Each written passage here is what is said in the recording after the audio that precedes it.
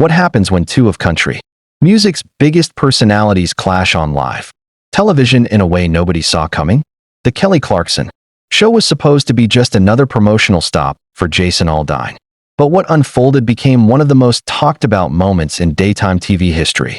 Before we dive into this incredible story, make sure you subscribe and let me know in the comments what you think really caused this explosive confrontation. The studio lights were blazing as Kelly Clarkson adjusted her notes, glancing toward the wings where Jason Aldean was getting his final touch-ups from makeup. It was a typical Tuesday afternoon taping, the kind of casual interview setup that had made Kelly's show a favorite among celebrities and viewers alike. The audience was buzzing with excitement, many of them wearing cowboy hats and Jason Aldean tour shirts. Ladies and gentlemen, please welcome the one and only Jason Aldean, Kelly announced with her signature warm smile. But even she couldn't have predicted what was about to unfold. Jason walked out with his usual confident swagger, waving to the crowd as they erupted in cheers. He settled into the plush interview chair across from Kelly, the same chair where countless celebrities had shared laughs and heartwarming stories. But today would be different. Jason, welcome back to the show, Kelly began, her voice bright and welcoming. It's been what, 3 years since you were last here?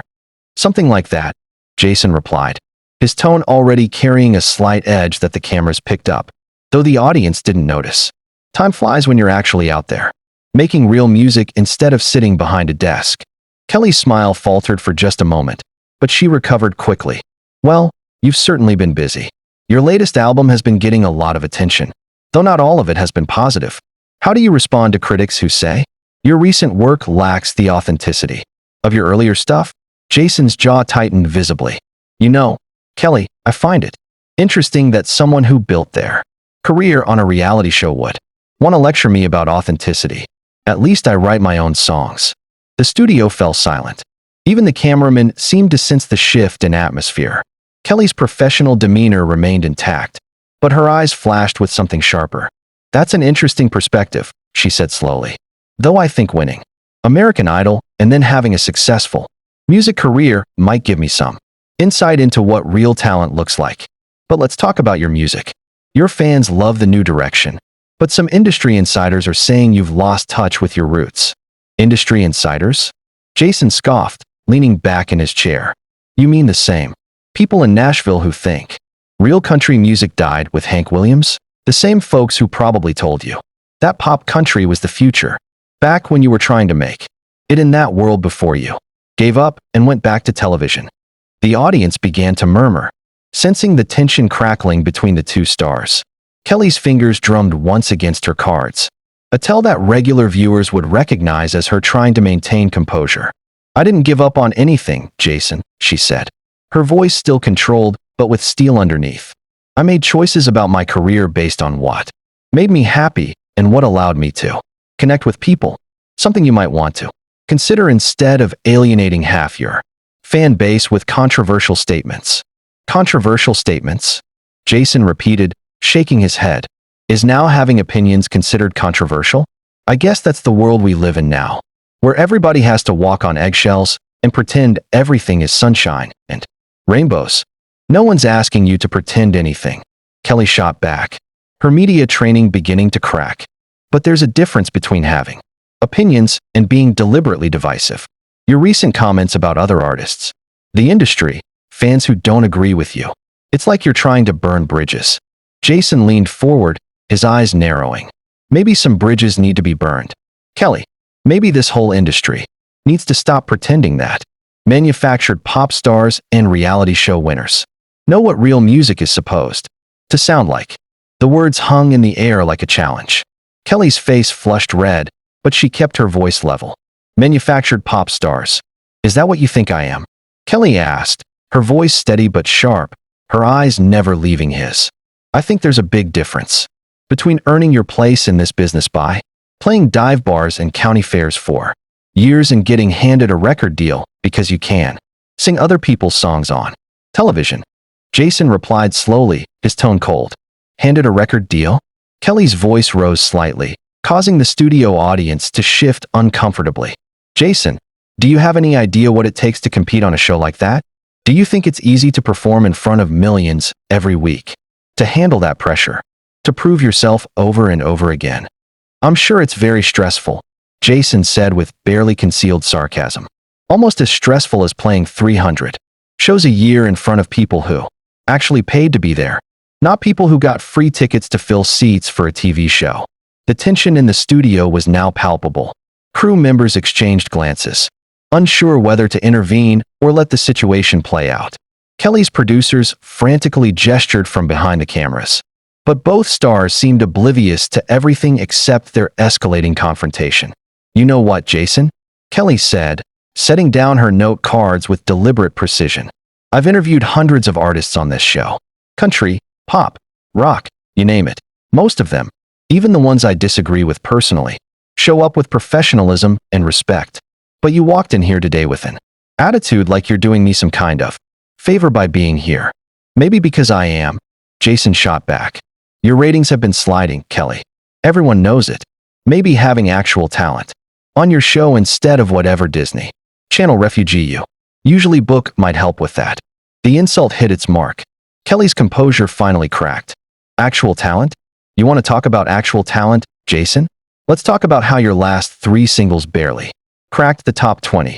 Let's talk about how your tour sales are down 30% from 2 years ago. Jason's face went white, then red. You did your homework, didn't you? He said quietly, his voice taking on a dangerous edge. Tell me, Kelly, did your research team also dig up my personal life, my family? Or are you saving that for sweeps week? I don't need to dig up anything about your personal life, Kelly replied, her voice steady, though her hands were visibly shaking. Now, your professional failures speak for themselves. But since you want to make this personal, let's talk about how you've been throwing other artists under the bus to try and stay relevant. Staying relevant? Jason laughed bitterly. Lady, I've been selling out arenas since before you knew what a recording studio looked like. I don't need to trash other artists to make myself look good. Really? Kelly's tone sharpened.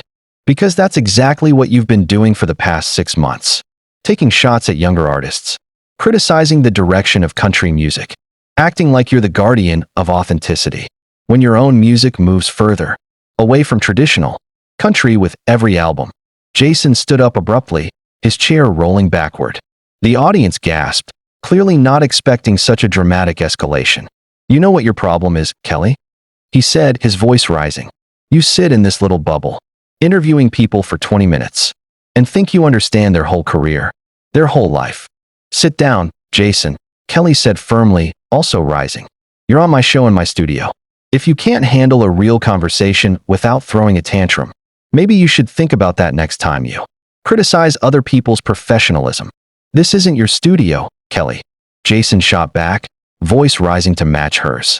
This is a soundstage owned by a network that's probably counting the days until they can replace you with someone younger and cheaper, just like they did with every other talk show host who forgot their place. Forgot their place.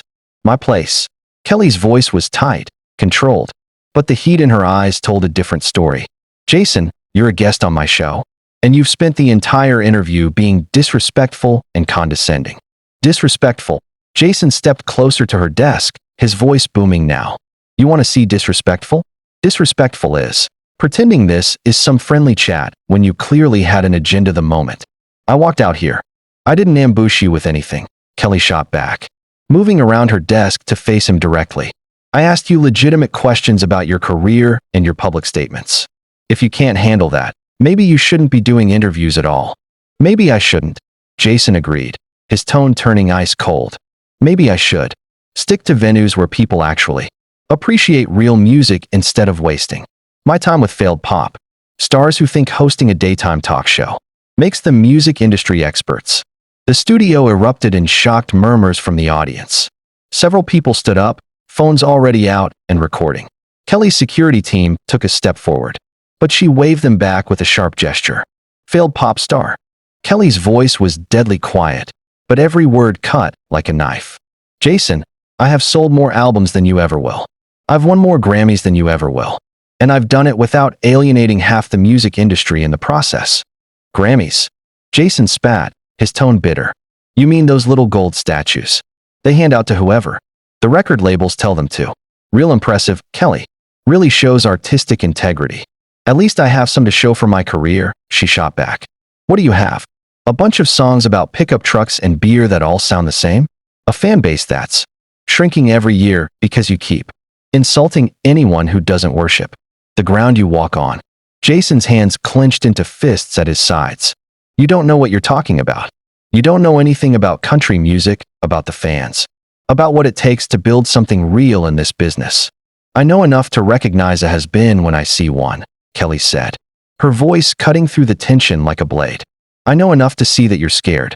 Scared that the industry is changing. Scared that younger artists are doing what you do, but better. Scared that your time is up. My time is up?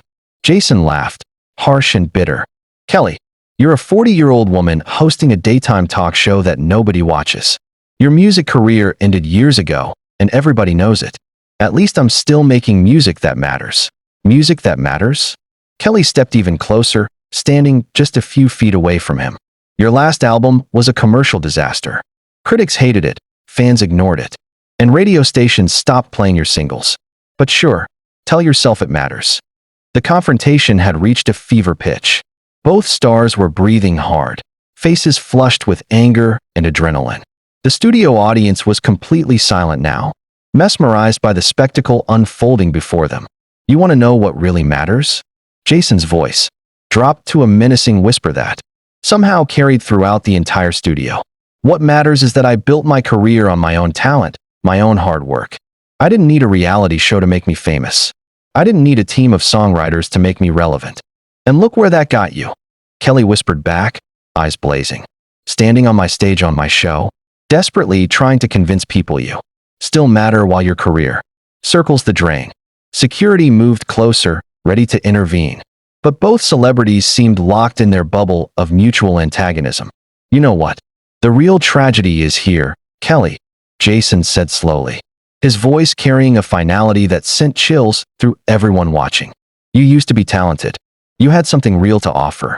But you sold out so completely that you forgot what authentic music even sounds like. Kelly's face went through a range of emotions. Shock, hurt, and finally cold fury.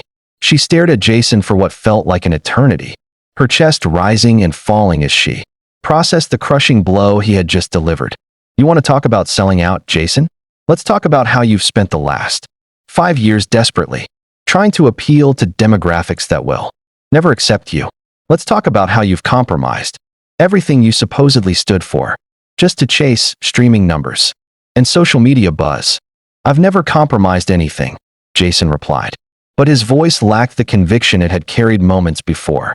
Something in Kelly's tone had shifted, becoming more dangerous, more personal. Haven't you? Kelly moved back behind her desk, leaning casually against it, her eyes never leaving Jason's face. Because I remember when you first started out. You used to talk about music being about storytelling, about connecting with real people living real lives. Now your songs are just angry rants, designed to generate controversy and keep your name in the headlines. At least I still have a name worth keeping in the headlines, Jason shot back. But even as he said it, the words felt hollow. Kelly smiled then, but it wasn't warm or friendly. It was the smile of someone who had just realized she held all the cards. Do you know what the difference is between us? When I transitioned to television, I did it because I wanted to. I had other opportunities, other offers, other ways to stay in music if that's what I had chosen. You're here because you need to be here. I don't need anything from you, Jason said. But his voice had lost its earlier fire. Don't you? Kelly straightened up, her confidence returning as she saw Jason faltering. Your publicist called my producers 3 times to get you booked on this show. 3 times. Jason, that's not the behavior of someone doing me a favor by being here. That's desperation. The color drained from Jason's face. The audience leaned forward, sensing another shift in the dynamic. You're delusional. If you think I need your little afternoon chat show to promote my music, Jason said. His voice cracked slightly on the last word. Then why are you here? Kelly asked simply. If you're so successful, if your career is solid, if you're selling out all these arenas you keep talking about, then why did you clear your schedule to come? Sit in this chair and talk to a failed pop star on a show nobody watches. Jason opened his mouth to respond, then closed it. For the first time, he seemed genuinely at a loss for words. Kelly pressed her advantage. I'll tell you why you're here. Jason, you're here because your last tour had to cancel. 17 shows due to poor ticket sales. You're here because your record label is pressuring you to do more media, to try and salvage whatever's left of your album cycle. You're here because despite all your talk about authenticity and artistic integrity, you're just as desperate for relevance as everyone else in this business. That's enough, Jason said quietly, hands shaking with rage. Kelly's voice rose again, feeding off the energy in the room. Because I'm just getting started. You want to come on my show and insult me, insult my career, insult my success. Then let's talk about success. Jason, let's talk about how I've sold over 25 million albums worldwide. Let's talk about how my Christmas album outsold your last 2 releases combined. Let's talk about how my show has been renewed for 2 more seasons while your music can't even get played on the radio stations that used to champion you. Jason's composure finally shattered. You can keep your little awards and your little show and your little fake smile. I don't have to sit here and listen to this from someone who peaked 15 years ago on a singing competition. Then don't, Kelly said simply, spreading her hands in mock invitation. There's the door. If you can't handle a real conversation with someone who actually knows what they're talking about, you're free to leave anytime. The challenge hung in the air. Jason looked around the studio at the cameras, still rolling, at the audience watching in stunned silence. His jaw worked silently as he wrestled with his next move. Fine, he said finally, voice tight with barely controlled fury. I will. He turned toward the exit, but paused, looking back at Kelly. You could have been great. You had the voice. You had the talent. But you chose the easy path. You chose safe. And now you're stuck pretending to be relevant by tearing down people who are still out there actually making music. Kelly's smile never wavered. I'm not stuck here. I chose to be here. And the fact that you can't see it tells me everything. I need to know about why your career is where it is. Jason stared at her for a long moment, cycling through anger, hurt, frustration, and finally resignation. I'm done with this, he said simply. He pulled off his wireless microphone and dropped it on the coffee table with a sharp crack. Good luck with your show, Kelly. I hope the ratings bump from this little stunt is worth it. Oh, I think it will be, Kelly replied coolly. Thanks for the content, Jason. It's been educational. Jason turned and walked toward the studio exit, boots echoing on the polished floor. The audience watched in stunned silence as he pushed through the doors without looking back. The heavy studio doors swung shut behind him, punctuating the surreal encounter. Kelly stood alone on her stage for a moment, then looked directly into the camera, her professional smile returning. Well, she said, voice steady. That was certainly unexpected. We'll be right back after this break. The studio remained silent, the weight of what had just happened settling over everyone like a blanket.